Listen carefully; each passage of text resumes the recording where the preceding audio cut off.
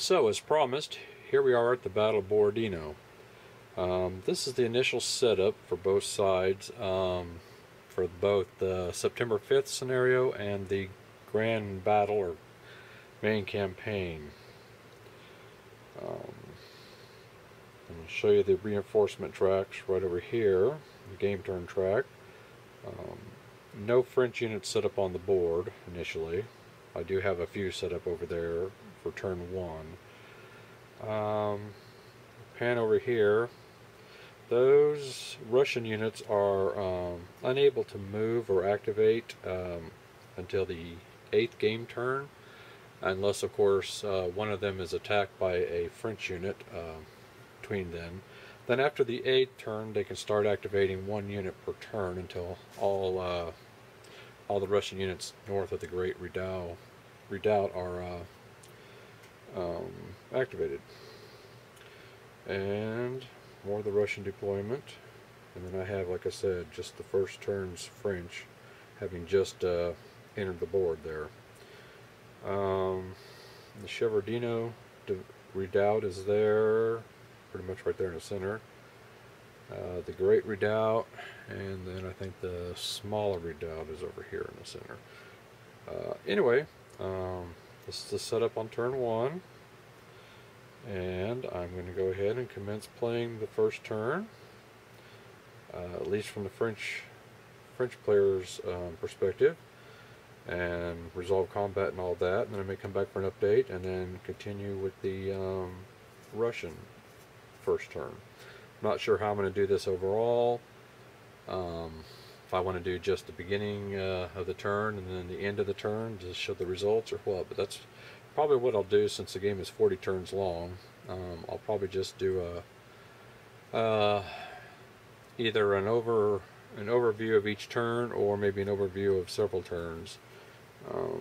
Haven't really decided how I want to do that yet. I'm still kind of new to this, so you'll have to bear with me and forgive any errors and oversights. So anyway, with that, we will commence with turn 1.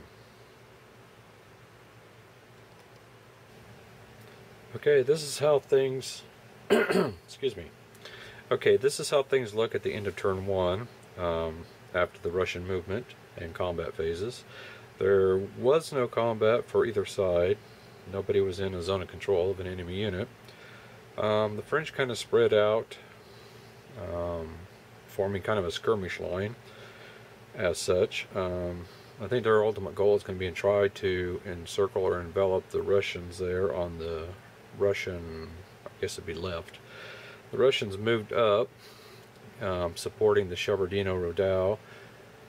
I'm going to call it Redoubt or Redoubt. I guess it's Redoubt. Anyway, I can barely speak English, let alone any kind of foreign language. While some of the units in the back have attempted to, get on the road to Moscow, I believe it is, or I'm not sure what the old road is. It's a kind of road, and they're going to move up to Titsa and block the passage there, hopefully, if they get the opportunity to, and try to hold those woods, hopefully preventing the French from encircling them on that avenue of approach. So anyway, that's how we are at the end of turn 1.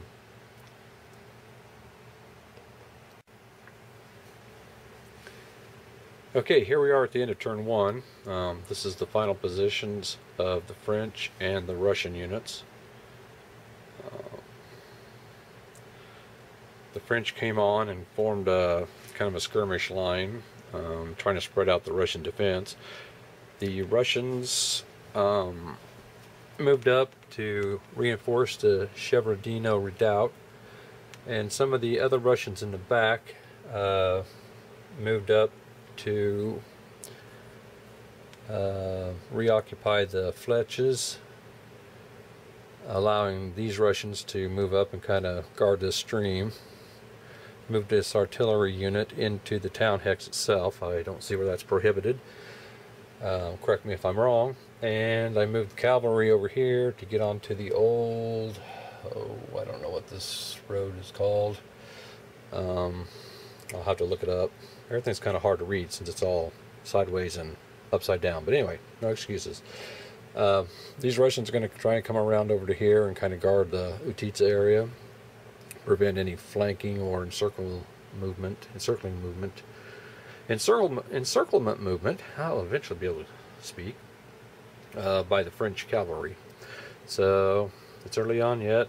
There's been no combat or contact with enemy forces, so we'll see what happens. There are a few French forces coming on next turn, but not too many. So anyway, I guess we'll see what happens. Okay, this is the situation at the end of turn 2. Basically, the French moved up moved up a couple reinforcements. Let's see here if I can get a little bit of a closer view here. If it stays in focus. There was a 4-4 and there was another 2-5 that came on. And they moved up and there was contact. There was battle here between these two units. It was at 1-to-1, and the French got lucky and forced the Russian unit back 1 hex, and then they advanced. There was another battle right here. I guess I'll move the camera over there so you can see it. At the time, it was just this cavalry and this cavalry. That doesn't make sense. What am I trying to think here? I hadn't moved this unit up yet, and I'm not quite sure why. Oh, I know, because he stopped here. My bad. He had stopped here. The battle occurred.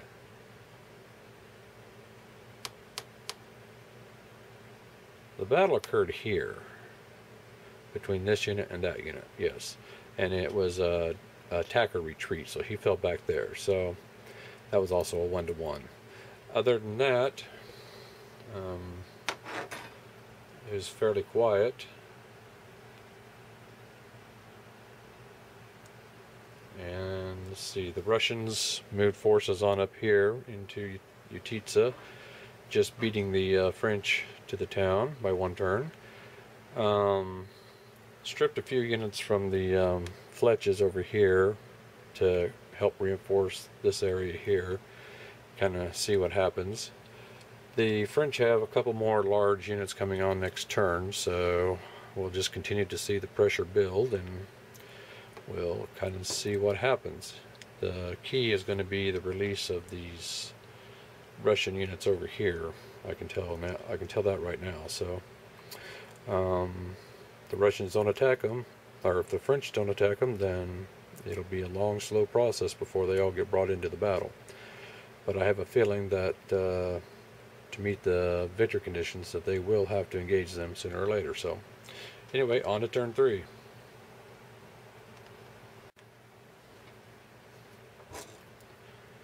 Okay, we are looking at the beginning of turn 6. I've skipped ahead a couple of turns. The French are making some remarkable progress, slowly but surely. They managed to capture the Borodino Redoubt after a pretty bloody, vicious little battle. A lot of give and take. The only real casualty occurred in a battle over here, I think, where we got a defender eliminated result, and that resulted in the elimination of a Russian 5-4, which really weakened the Russian defense there on the right flank of the redoubt. Let's see. French units have advanced up to here, to here. There are a lot more forces coming on. And over in Utitsa, that has been a real seesaw back and forth battle there. With the French capturing the town and then the Russians recapturing and capturing and recapturing and stuff. So that has been a very fluid situation up there. Otherwise, The French are just massing along the stream, getting ready to continue their advance. They will probably destroy this redoubt, and that's going to be real close to ending the first day of battle. There'll be some maneuvering and stuff like that, but overall that's going to be about it. So anyway, that's about all I can really say. So far everything's going pretty much the French player's way, so I guess as it should be. Anyway, I shall return with the end of the 5th day. So until later.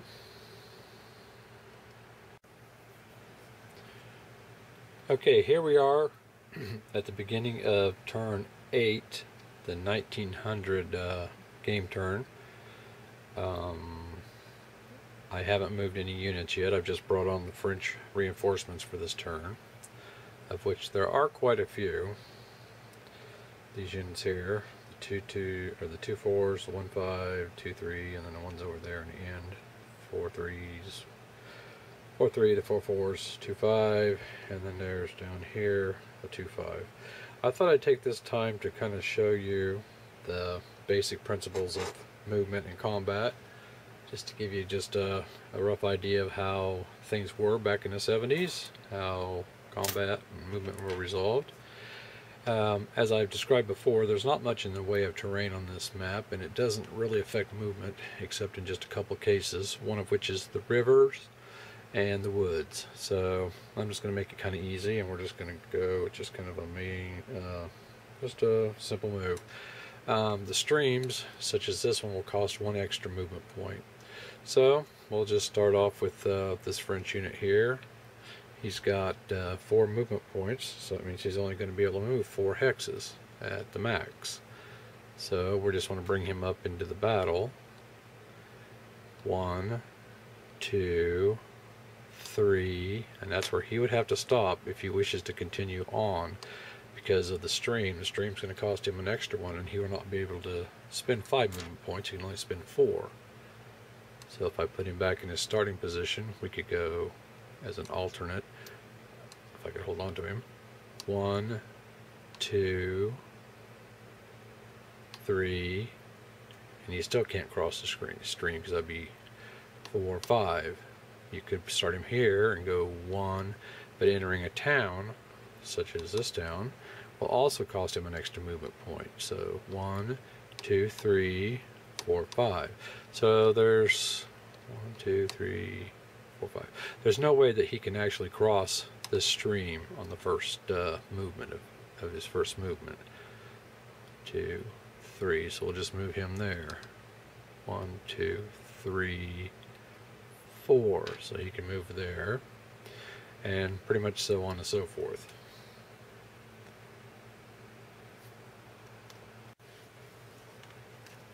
Okay, this is still the 8th turn, 1900 hours. I'm going to show you how to factor a battle using the Napoleon at war system. It's fairly simple, fairly easy. I don't know if I have a chance to show you bombardment with this one, but I guess I could, because I don't think this unit is going to aid this unit any.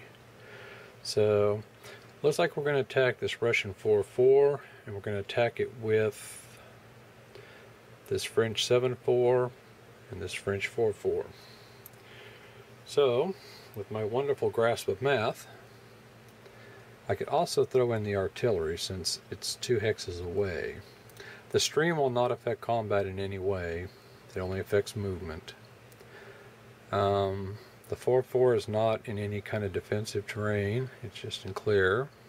It is just close, real close to the Russian town there, but not close enough. So I have 7 and 7 is 14. 7 and 7 is 14, and then 15, 16, 17, 18 divided by 4. So that looks to me like it's going to be not quite 5-1, but about 4-1, because we round down in favor of the defender. So the battle will be resolved at 4-1. Come over here if I can. Sorry. Hold back out here a minute. I don't know how good a shot I have here of the terrain effects or the combat results table, but I think we'll be close. Okay, we have a 4-to-1 battle. It will be resolved on this column here, and we will go ahead and roll a die, 1 6-sided die. There are no die roll modifiers in this game. In fact, I don't even think there's any terrain shifts. We roll a 4. No, I guess I can just leave the die that's there.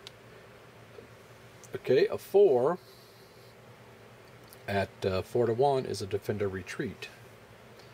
So then we'll get back along here.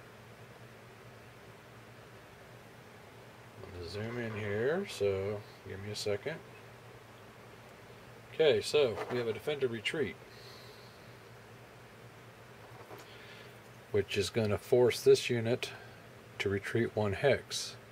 You cannot retreat here because that would be an enemy zone of control, and the same goes for this hex. So his only retreat path is to there. Now, after a successful combat, 1 unit, whether attacker or defender, may advance. Artillery cannot advance unless they're directly involved in the attack. So we'll advance the French unit 1 hex, and that will pin this 4-4 because it's now in a French enemy zone of control, and that will prohibit the Russian player from moving that unit of his during his movement phase. So that's just basically an example of combat and the use of artillery to increase the odds and such. So I'm going to go ahead and finish up this turn's combat and movement for the Russians, and then we'll have the night turns on September 5th. Okay, and so we have it. This is the end of the first day of the Battle of Borodino, September 5th. I've already conducted the 2 night turns, but they're pretty uneventful. Not much to do for the Russians since they're unallowed to move anything really. Starting with their next full player turn, they can move 1 unit, and thereafter 1 unit per turn thereafter. The French just moved up and position themselves for further attacks, and that's really about it. So with that, we conclude turn 1 of Borodino.